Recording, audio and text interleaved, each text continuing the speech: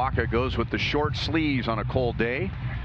He took the loss on Sunday to Cleveland. The Guardians won that game 6-2.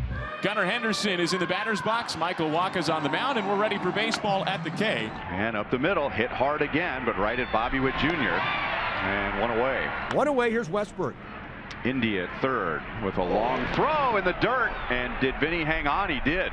India had a little bit more time, and that's a long hop pick. That's the hardest kind. The short hops are a little bit easier. And now it's Cedric Mullins, who's off to a very good start. He's driven in 11 runs already. There's a pitch and a swing and a miss. So Mullins goes down swinging, 2 ground balls and a strikeout. 35-year-old Tomoyuki Sugano. Sugano lasted just 4 innings in his major league debut last Sunday against the Blue Jays, where he left due to hand cramps. India, Witt, and Pasquantino due up. The MVP in the Central League in Japanese professional baseball last year. Heston Kjerstad will retrieve this weak fly ball from India, and Sugano has a quick first out. He's a little late on this fastball too. Into right, O'Neill and Mullins both called for it, but Tyler ends up with the ultimate catch. Now Vinny Pasquantino. 2-strike pitch is swung through. There's the nasty splitter, and that is an awfully positive start. So after a single from Mountcastle, O'Neill walks, and it's first and second. And here's Ramon Arias, who's off to a sizzling start this season. On the ground to India. He's going to take the sure out at first. That would have been a tough angle to plant and throw back to second.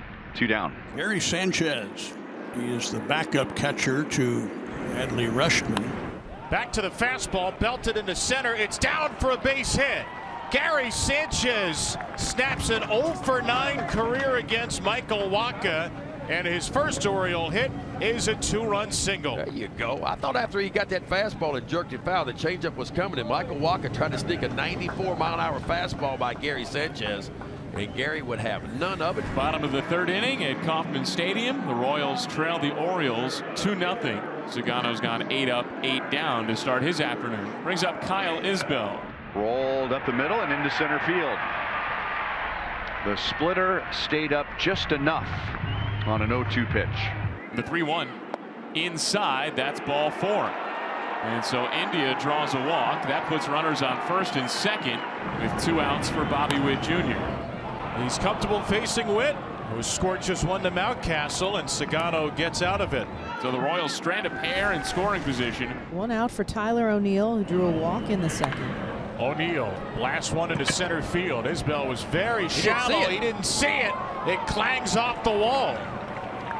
Had he seen it, it might not have mattered.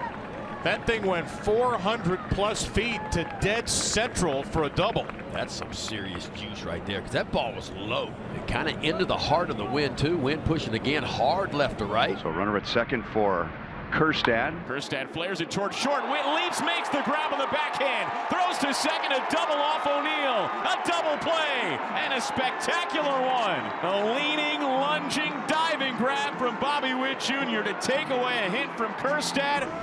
Time for the 5th inning at Kauffman Stadium. Royals still trail 2-0. Jackson Holliday stands in, the number 9 hitter. You're going to get 3 a lot of cases, like potentially this one here. Yeah, this is a good doubles and triples park, and we're about to see why. Jackson Holliday is thinking 3. He's going to speed around second. He's going to make it in easily.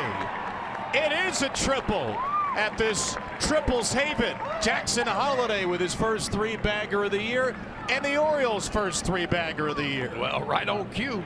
Gunnar Henderson is 0 for 2. On the corner for a strike. And Wacha works around the 2-out triple. Back-to-back singles to start inning number 5. First and second and nobody down. He pops it up into the wind to center. Mullins hard charging will make the catch. Garcia unable to advance the base runners, and now Kyle Isbell, who singled up the middle his first time, will be up. Up and in. That ball's popped behind the plates. Sanchez gets to it. Sugano gives up back-to-back hits to start the inning, and now he's 2/3 of the way in terms of getting out of the woods here, but it'll be Jonathan India now. Runners go. And a fly ball pumped by India into left center. Kjerstad makes the catch, and Sugano tightrope walks his way out of this 5th inning. Brings up Cedric Mullins, a left-handed hitter who's 0 for 2. Mullins lays down a bunt. India, bare hands and had no chance anyway. They can say, put it in your pocket. And Cedric saw the third baseman, Jonathan India, playing back a little bit. He said, you know what? You're going to play back? How about this? Mullins not going. Mountcastle loops one. Left center. That's going to dunk in. A base hit for Mountie on another changeup. And the Orioles have back-to-back soft hits. And the lefty long faces the lefty Heston Kjerstad. And he lofts the ball into center field. A base hit for Kjerstad. The Orioles get a third run, and Heston Kjerstad has his second RBI single of the series. Good for Heston Kjerstad. Chopped off of Long, sitting on the infield grass, and that will bring in another. Mountcastle comes home to score. Urias is safe at first, and the Orioles make it 4-0. And now bases loaded for Jackson Holliday, who tripled his last time up. On the ground, that is ticketed for center field. The Orioles have flipped the luck in this series completely on its head. It's a 2-run single, Jackson Holliday, and he busts this one open for the Orioles. Now trailing the Orioles 6-0 in the bottom of the sixth. Bobby Witt Jr. leads off. Ooh, that's nice. Into the corner, gone. And Bobby's got his first home run of the year. Bobby Witt Jr.'s first home run of the season. And it gets the Royals on the board in the bottom of the sixth. It takes that kind of power to get it through the wind at Kauffman Stadium today.